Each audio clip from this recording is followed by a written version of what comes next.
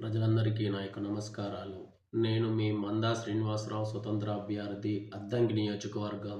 2024 సంవత్సరం మే నెలలో జరిగిన సార్వత్రిక ఎన్నికల్లో నేను స్వతంత్ర అభ్యర్థిగా ఎమ్మెల్యే పదవికి పోటీ చేశాను.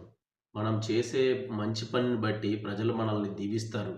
మనం చేసే మంచి పనిని బట్టే భగవంతుడు మనకి తోడుగా ఉంటాడు. ఇలాంటి మాటలు మాట్లాడుతున్నందుకు దయతో నోచుకోకండి. నన్ను క్షమించండి. ఇలా నియోజకవర్గాలను పక్కన పెట్టి అభివృద్ధి లేకుండా ఎన్నికల సమయంలో ఓటుకి డబ్బులు మద్యాన్ని ఇచ్చి గెలిచిన తర్వాత వారి ఆఫీసుల చుట్టూరు ఈ యొక్క పేద ప్రజలను తిప్పించుకుంటున్నారు. ఎందుకు? వారు మనకి ఓట్లు వేసారా వేయలేదా ముఖ్యంగా గ్రహిస్తున్నారు. వాళ్ళు మిమ్మల్ని గెలిపించింది ఎవరు సార్? ఓట్లు వేసి పేద ప్రజలు ఓట్లు కూడా వేస్తేనే కదా మీరు గెలిచింది. మరి ఈ పేద ప్రజలు గెలిచిన తర్వాత పక్కన పెడుతున్నారు. వారు ఎంతో ఒక సమస్యని చెప్పుకొని సమస్య పరిష్కారం అవుతుందేమని ఒక నాయకుడి దగ్గరకు వస్తే గంటల తరబడి వెయిట్ చేయించుకుంటారు.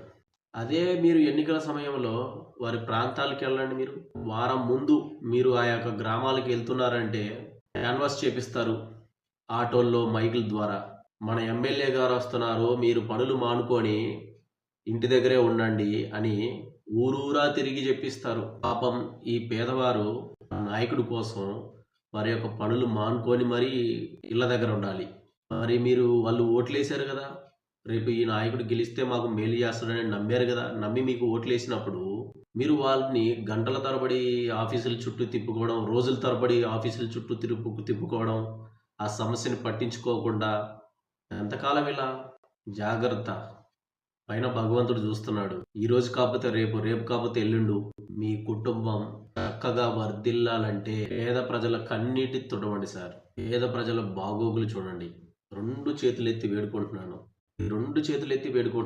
పేద ప్రజల బాగోగులు చూడండి. భగవంతుడు మీకు మీ కుటుంబానికి మేలు చెయ్యకపోతే, ఇది వేలు చూపిస్తున్నట్టు కాదండి, మీడియా ముఖంగా మాట్లాడుతున్నాను. అంటే మీకు నేను చెప్తున్నాను, నాకే వేలు చూపిస్తాడా అని దయతో నోచుకోకండి. ఎందుకంటే ఆ నాలుక మంచిదైతే ఊరి మంచిదవుతుంది.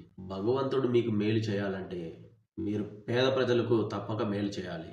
పేద ప్రజల కన్నీటిని ఏ నాయకుడైతే తీరుస్తాడో, తుడుస్తాడో, వారి సమస్యలను తెలుసుకొని గ్రహించి పేద ప్రజలకు అండగా నిలబడతాడో, ఒక బైబిల్, ఖురాన్, భగవద్గీత సాక్షిగా చెప్తున్నా ఈ మాట, ఆ నాయకుడిని భగవంతుడు వారి కుటుంబంలో ప్రతి ఒక్కరిని దీర్ఘాయువు చేత ఆశీర్వదిస్తాడు.